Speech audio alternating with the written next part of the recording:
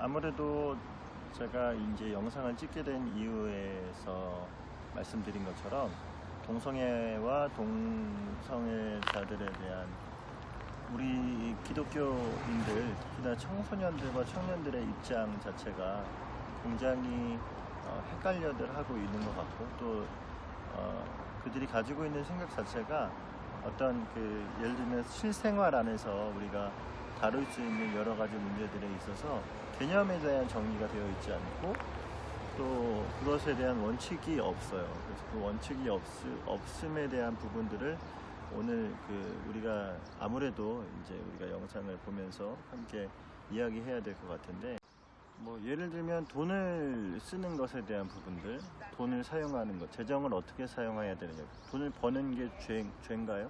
예를 들면 그런 것에 대한 부분, 그리스도인으로서 술을 먹어야 되는가, 예를 들면 술을 말고도 담배를 펴도 되는가, 이러한 질문들을 우리가 많이 하죠. 그러한 질문들, 윤리적인 어떤 문제들, 동성애를 반대해야 되는 것인가, 무엇을 해야 되는 것인가에 대한 기준, 또 낙태를 해야 되는지 말아야 되는지에 대한 기준, 이런 여러 가지 여타의 이것에 대한 기준을 예를 들면 내 안의 감정을 따라서, 아니면 누군가의 그런 그 말에 따라서 우리가 움직이는 것이 아니라 그리스도인에게는 그것에 대한 기준이 딱 정확하게 성경이어야 합니다.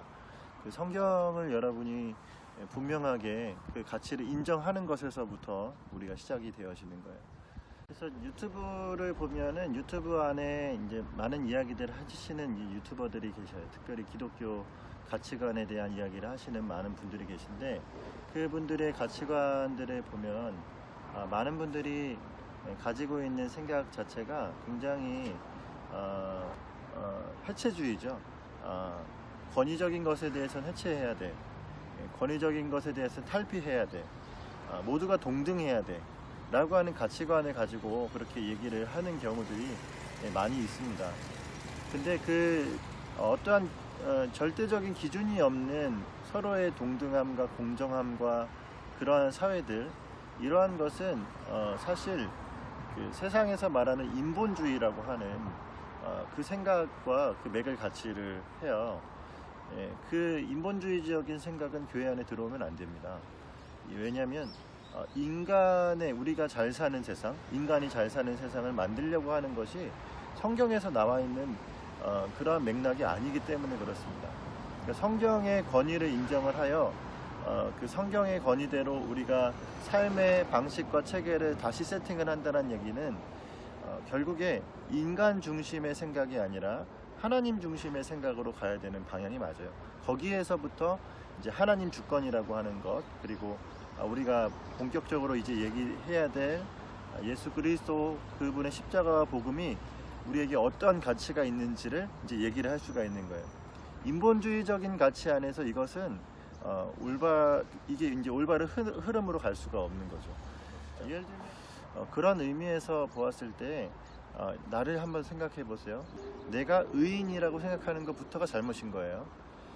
그래서 그런 인본주의적인 생각 가운데서 나오는 여러 가지 그런 용어들이 있잖아요. 예를 들면 긍정의 힘, 잘 되는 나는 할 수 있어. 나에게 계속 그러니까 예수 그리스도나 십자가나 복음은 빠지고 그 안에 이제 나는 할 수 있어로 계속 나를 이렇게 계속 부풀리는 거예요. 그 부풀리는 것이 성경적이라고 할 수가 없습니다. 그래서 그러니까 우리가 진짜로 보아야 되는 것은 무엇이냐면 내가 잘 된다, 나는 잘할 수 있다, 이러한 이제 나 자신에 대한 마인드 컨트롤 이런 것이 아니라 진짜 내가 보아야 되는 건 나의 실존을 보아야 하는 거죠. 나의 실제의 모습, 나의 실존의 모습, 그것이 무엇이냐면 성경은 그걸 이제 절망이라고 얘기를 합니다. 절망적인 그러니까 나로서는 할 수 없다라는 것을 철저하게 깨닫지 않으면 이제 안 되는 거예요. 그것이 우리가 성경을 통해서 배울 수 있는 부분들이에요. 그래서 성경은요, 정확하게 하나님의 말씀이십니다. 그리고 그 하나님의 말씀은 정확하고 오류가 없는 하나님의 말씀이셔요. 그래서 정확하고 오류가 없는 하나님의 말씀이시기 때문에 그 말씀을 우리가 인정하여 그 말씀을 따라갈 수 있는 것입니다. 그 말씀이 인정되지 않으면 거기서부터 우리가 해체주의로 빠지게 되어지고 인본주의로 빠지게 되어지는 거죠. 아니 굳이 그걸 믿어야 돼? 라고 하는 거예요. 그러니까 동성애도 그런 부분에서의 위험성이 이제 뚫려버리는 거죠. 그 사람들이 이제 추구하는 바가 바로 인본주의적인 생각인 겁니다. 성경을 인정하지 않고 이 전체가 오류가 없는 하나님의 말씀이라는 것 자체에 대해서 인정함이 없어요. 오류가 있다. 그러니까 여지를 남겨두는 거죠. 그렇게 해서 세상에는 상대적인 가치밖에 없고 절대적인 가치는 없는 거야 라고 그들이 거기에 그것에 대한 기준을 삼아서 세상을 바라보는 가치관이 되니까 이 동성애가 죄가 아닌 게 되어지는 거죠. 이러한 이제 일들이 이제 우리나라에서도 이제 일어나고 있는 것입니다. 우리가 이것을 탈피할 수 있는 것, 이걸 해결할 수 있는 방법을 프란시스 셰퍼 목사님이 분명하게 성경관에 대해서 얘기하시면서 이것을 돌파할 수 있는 방법은 절대자에 대한 우리의 가치관이다라고 얘기를 합니다. 그러니까 성경에 대한 절대적인 가치를 분명하게 인정을 하는 것이 이 가치를 제대로 가져갈 수 있는 우리가 제대로 된 방향으로 갈 수 있는 길이다라고 셰퍼 목사님이 그렇게 얘기를 합니다.